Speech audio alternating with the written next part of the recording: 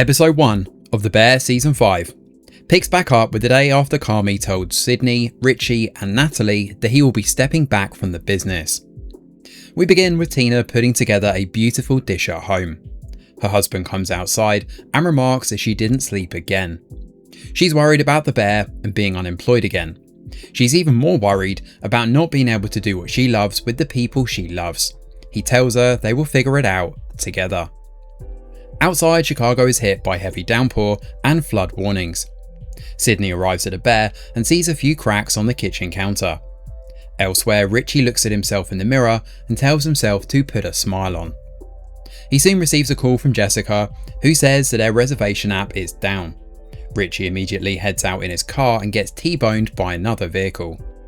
Elsewhere, Natalie drops Sophie off with Donna, with a curt warning to her mother not to be weird about babysitting her. Now back at the restaurant, Sydney sees that the taps aren't working properly and starts hearing weird noises from the pipes. Throughout the episode, we see interspersed shots of a drain clogged by cigarette butts. Each time the shot comes back around, the water level has risen a little bit more and the clogging is getting worse. Now Marcus picks up Luca on his way to work and they have McDonald's McGriddles for breakfast on the way. Richie calls Sydney and they update each other on the situation.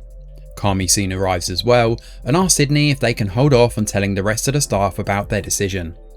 Carmy then receives a call from an unknown number but chooses to ignore it. Outside, Jimmy and Computer get into an argument as the latter points out that nobody is buying restaurants. Instead, he wants Jimmy to think about franchising the beef sandwich part of the restaurant. Richie meets Jimmy and learns that he's lost 3/4 of his money on one bad decision. He's now sold all his watches except the one his brother has given him. Richie says they will continue operating the restaurant but tells Jimmy to do what he needs to do, even if that means selling the building. Now Abraham enters the restaurant with a walking stick but offers no explanation for it to Sydney. He points out that a giant clock shows that they're out of time, but Sydney switches it on so it's ticking again.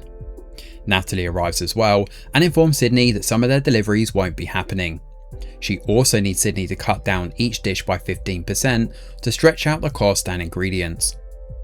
Now Abraham gets on a call with Albert and says he will tell Carmy about the franchise idea sometime that day. As Sydney calls the Vac brothers in to inspect the pipes, and as the sound grows louder and louder, the pipe eventually bursts, bringing the episode to an end. So episode 1 drops us right back into the chaos of the bear, but this time the problems are as external as they are internal. A storm rages around Chicago as the characters navigate their new circumstances, and the writing does a pretty good job of paralleling this with how the characters are feeling, particularly the anxiousness that Sydney, Richie and Natalie are feeling in keeping the restaurant running with their limited resources. As always, the visuals are pretty impactful here, as the shots of the cigarette butts clogging the drain show just how much the water level is rising. With the clock down to 0, the episode does a great job of emphasising how the fate of the restaurant and all its people is entirely up in the air.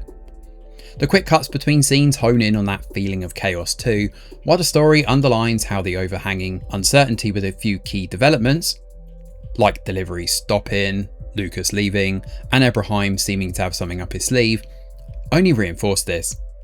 And then there's the fact that Carmy arrives only halfway into the episode, a nice way to show that he's taking a step back from the restaurant and perhaps from the narrative as a whole this season. Now throughout the episode, the tension around the flooding and the pipes keeps building up, and it all leads up to that explosion of an ending, which provides a solid cliffhanger that reinforces that all things can go wrong will go wrong for the bear.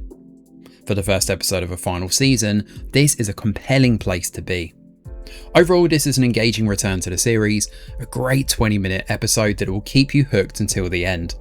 In spite of whatever lulls the previous seasons may have had, there's never been a team you wanted to root for more. Thanks for watching, and do let us know your thoughts in the comments below.